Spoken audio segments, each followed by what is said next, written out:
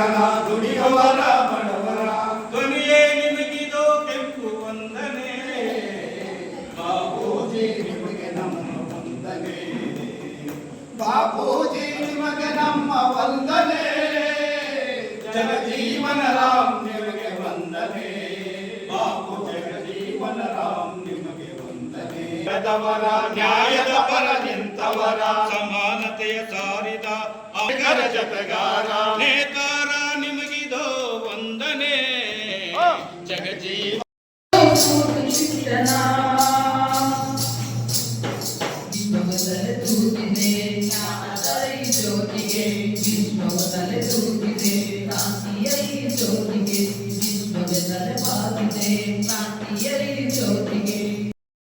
ಸಮಾನತೆಗಾಗಿ ತುಂಬಾ ಹೋರಾಟ ಮಾಡಿ ಅವರೂ ಕೂಡ ತಮ್ಮ ನಿಜ ಜೀವನದಲ್ಲಿ ಸಮಾನತೆಯನ್ನ ಪ್ರತಿಪಾದಿಸಿಕೊಂಡೇ ಬಂದಿರ್ತಾರೆ.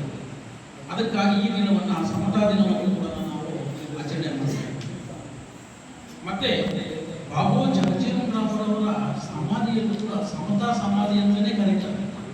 ನೋಡಿ, ಅವರ ಆ ಸಮಾನತೆಗೆ ಕೊಟ್ಟಿರ್ತಕ್ಕಂಥ ಎಷ್ಟು ಒಂದು ಇದು ಇಂಪಾರ್ಟೆನ್ಸ್ ಇದೆ ಅಂತಂದ್ರೆ ಸಮಾಧಿಗೂ ಕೂಡ ಸಮತಾ ಸಮಾಧಿ ಅಂತ ಕರೀತಾರೆ. ಬಂಧುಗಳೇ,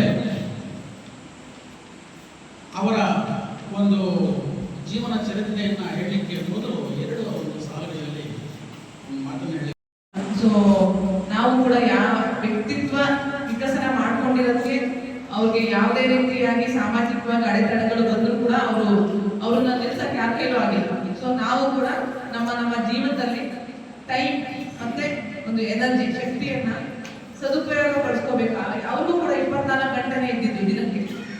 ಇವಾಗ ಯಾವ ಒಬ್ಬ ವ್ಯಕ್ತಿಗೂ ಕೂಡ 24 ಗಂಟೆನೇ ಇರೋದು. ಸೊ ಸದುಪಯೋಗ ಮಾಡ್ಕೊಳ್ಳಿ, ಅವರನ್ನೆಲ್ಲ ಸ್ಫೂರ್ತಿದಾಯಕವಾಗಿ ನಾವು ಇಟ್ಕೊಂಡು ನಾವು ಕೂಡ ನಮ್ಮ ಜೀವನದಲ್ಲಿ ಹೆಚ್ಚಿನ ಒಂದು ಶಕ್ತಿ ಮತ್ತೆ ಸಾಮರ್ಥ್ಯವನ್ನ ಮತ್ತೆ ಶ್ರಮವನ್ನ ಉಪಯೋಗಿಸ್ಕೊಂಡು ಸಹನೆಯಿಂದ ಅವರು ಕ್ರಿಯಾತ್ಮಕವಾಗಿ ನಮ್ಮ ದೇಶದ ರಾಜಕೀಯದಲ್ಲಿ ಪ್ರವೇಶ ಮಾಡಿ ರಾಜಕೀಯ ಮುಖಾಂತರ ಎಷ್ಟೊಂದು ಜನರಿಗೆ ನ್ಯಾಯ ಕೊಟ್ಟಂತ ಒಬ್ಬ ವ್ಯಕ್ತಿ. ಅವರ ಒಂದು